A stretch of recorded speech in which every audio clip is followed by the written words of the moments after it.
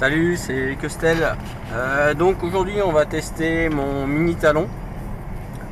Voilà, ben le vent il est important, les conditions sont pas très bonnes, on est quasiment le soir, hein. Mais bon, on va juste faire un petit vol d'essai et on va regarder ensemble ce que ça donne.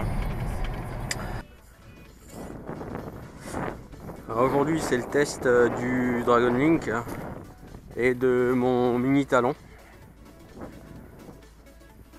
Donc il y a beaucoup de vent. On va voir ce que ça va donner.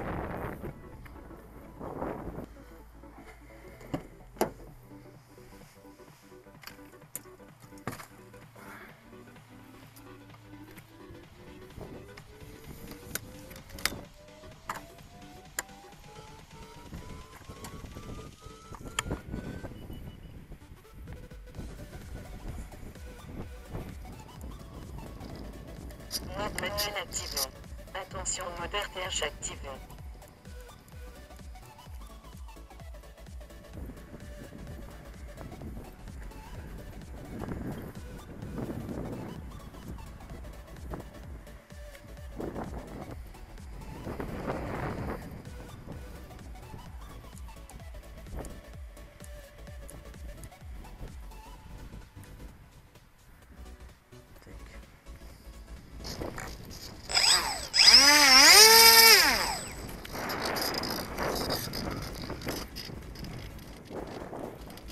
C'est parti.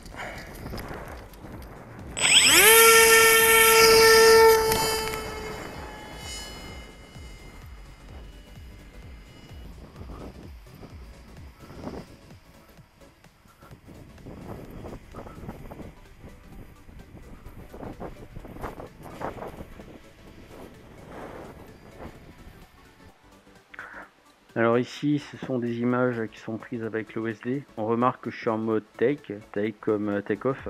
C'est un mode en fait qui permet de faire monter l'appareil à 7 degrés dans mon cas. Et à partir de 100 mètres, donc maintenant, l'appareil va passer en mode stab. Donc la stabilisation, c'est donc la stabilisation des différents axes sans la gestion des moteurs. Et malgré le vent du jour, l'appareil est bien stable, j'ai eu quasiment pas à le trimer lors de ce premier vol. Alors sur cette séquence, j'ai tenté un petit passage bas, j'étais à 120-130 km/h. Voilà, l'appareil fonctionne très bien, réagit très bien.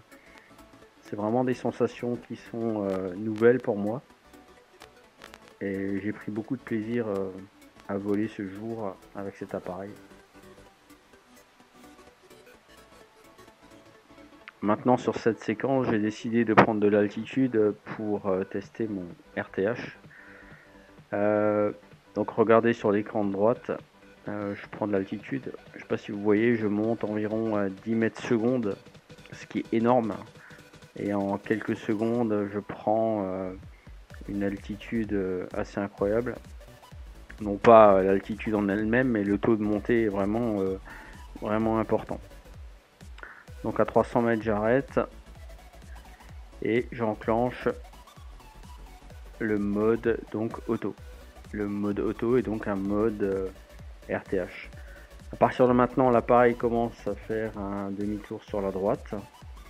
Et l'objectif de la manœuvre, c'est que l'appareil en fait revienne au terrain et fasse en fait des cercles autour du terrain.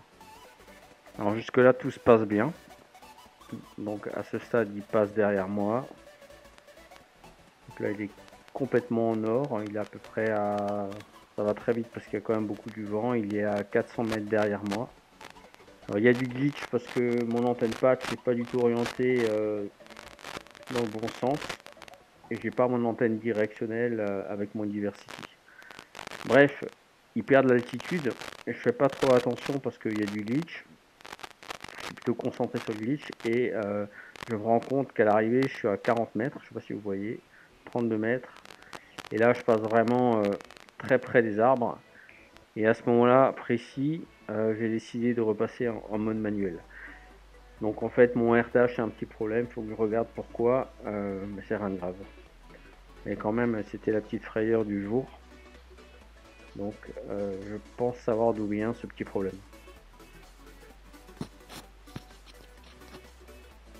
Donc maintenant on va aborder l'atterrissage.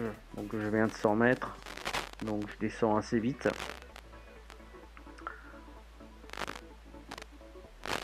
Je me mets dans l'axe, je fais mon arrondi et je pose tout gentiment. Donc le mini talon ne pose aucun problème pour l'atterrissage. Ici vous voyez à l'atterrissage en fait le PitLab propose un certain nombre de statistiques, notamment des statistiques de vol, à savoir la distance parcourue, la distance maximum, l'altitude maximum, la vitesse maximum, la vitesse moyenne, la consommation qui est de 151 mAh au kilomètre, ce qui est pas mal.